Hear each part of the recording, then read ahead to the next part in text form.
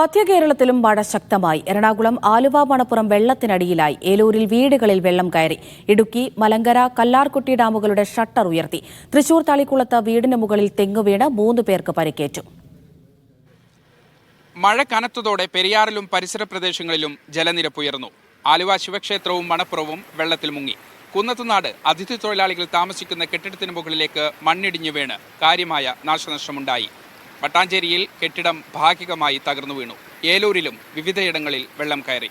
തൃശൂർ തളിക്കുളത്ത് വീടിന് മുകളിലേക്ക് തെങ്ങ് വീണ് 3 പേർക്ക് പരിക്കേറ്റു.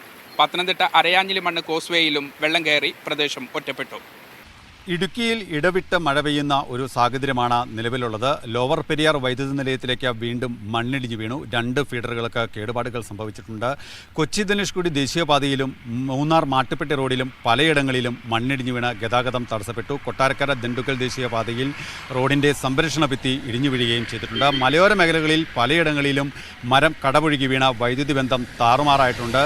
കഞ്ഞിക്കുഴിയിലും ഉടുമ്പൻചോലയിലും 2 വീടുകൾക്ക് മുകളിലേക്ക് മണ്ണിടിഞ്ഞു വീണതിനെ തുടർന്ന് ഭാഗികമായ കേടുപാടുകൾ സംഭവിച്ചു. ആർക്കും പരിക്ക് പറ്റിയിട്ടില്ല എന്നുള്ളതാണ് ഏറെ ആശ്വാസകരമായ ഒരു വാർത്ത. ഡാമുകളിലേക്കുള്ള നീരൊഴുക്കും വർദ്ധിച്ചിട്ടുണ്ട്. ഇതിനെ തുടർന്ന് കല്ലാർകുട്ടി, പാമ്പള, മലങ്കര ഡാമുകളുടെ ഷട്ടറുകൾ തുറന്ന് നിയന്ത്രിതമായ അളവിൽ വെള്ളം പുറത്തേക്ക് ഒഴുക്കുന്നുണ്ട്. വിവിധ ബ്യൂറോകൾക്കൊപ്പം മീഡിയ 1 ഇടുക്കി.